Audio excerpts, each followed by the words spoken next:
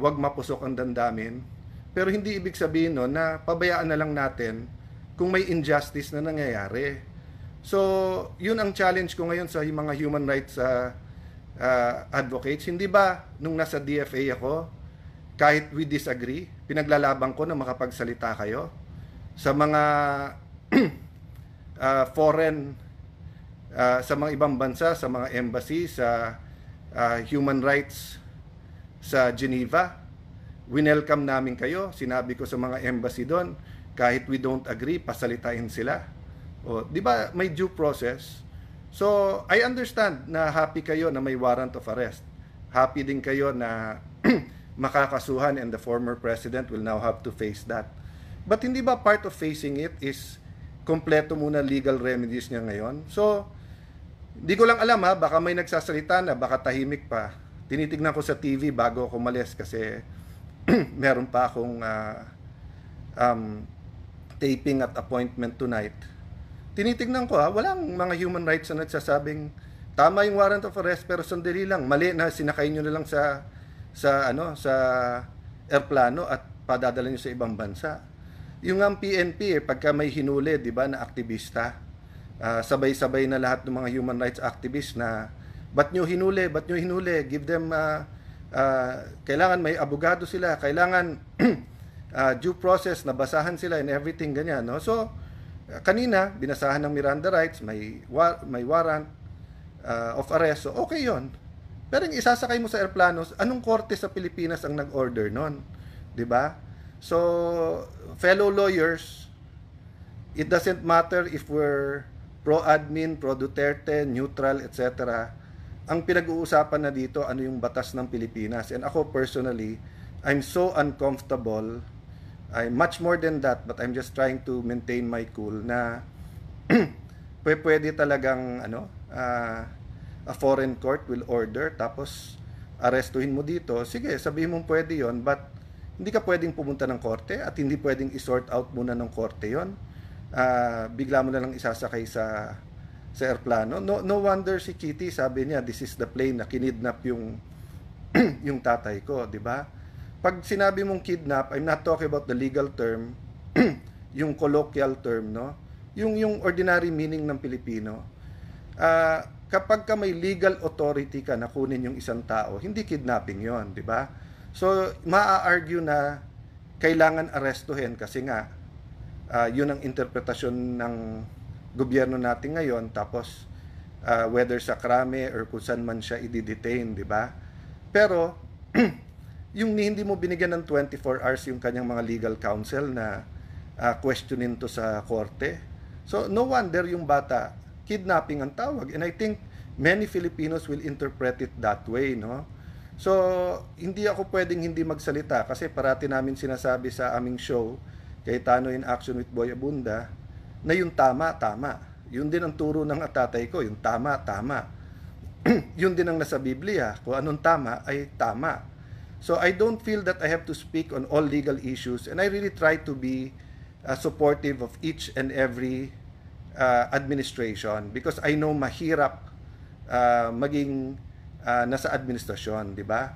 But at saka napakahirap po i-defend yung hindi natin kasundo, hindi natin kabate, yung lalo kung parati ka in-Alaska and everything. But ano ba yung bare minimum, di ba?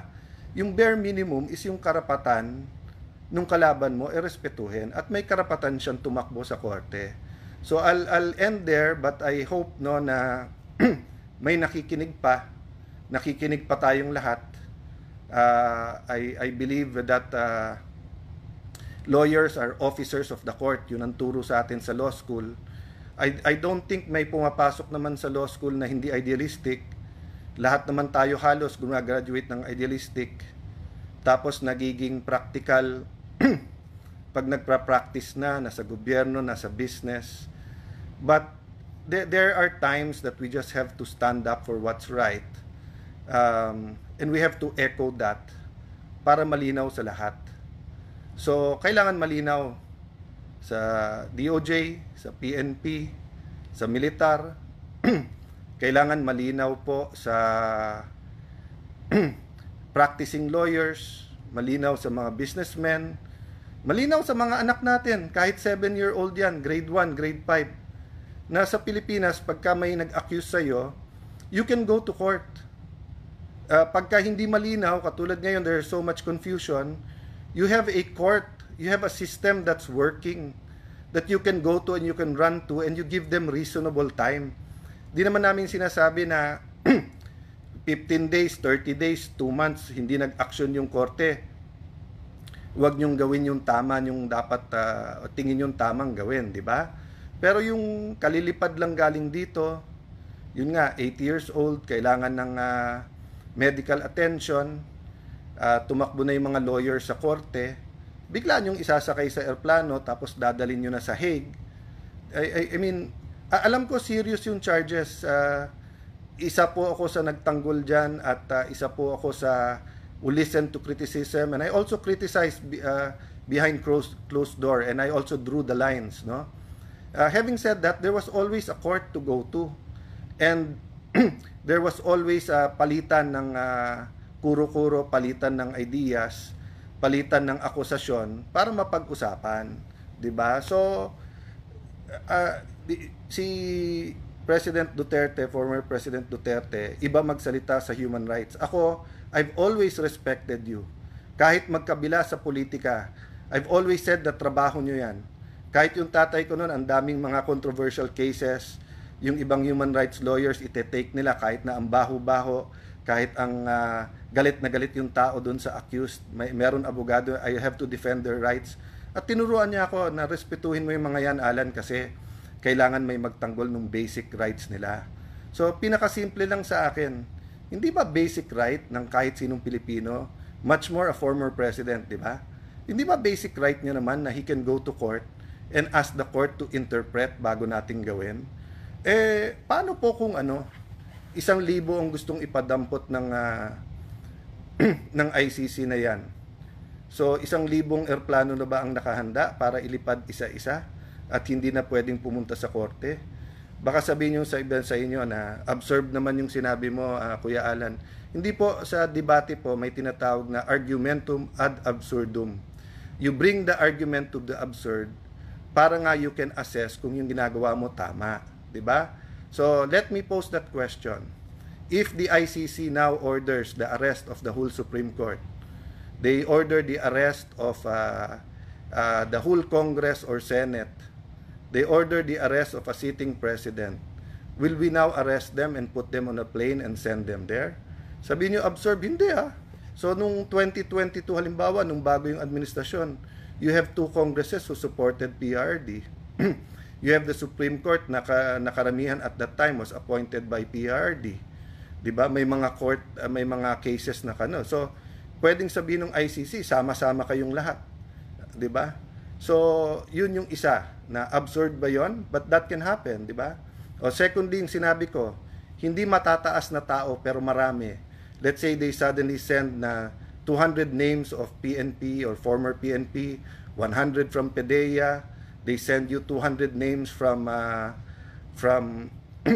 the AFP, they send you names from the cabinet, etc. So 500 yan, 1,000. Arestuhin natin sabay-sabay yan, tapos hindi natin hihintayin sabihin ng korte, doon na lang sa Hague. Lumaki po ako na alam ko po yung saying, sa presinto ka na magpaliwanag. Pero may bago na ngayon, sa Hague ka na magpaliwanag. Mahirap po magpaliwanag sa Hague. At anong gagawin ng embassy doon after makita yung nangyari dito? Will they give assistance to PRD knowing na dito hindi natin hinintay yung korte? Paano yung mga lawyers na kailangan niya doon? Paano yung doctors na kailangan niya doon? So, it just boggles my mind, how we could put him on a plane, then just say, sa Hague na lang magpaliwanag, no? So, I'm talking to you from the heart, but I'm also a lawyer, a former speaker, former DFA secretary, former congressman, so, and a lawyer. So, di ba ang tinuturo sa atin, pinakasimple, ano ba yung reasonable? So, hindi ba reasonable na patulugin siya, na may doktor, let him get some rest, see what will happen tomorrow sa Supreme Court, see what the lawyers from both sides do in terms of seeking legal remedy, then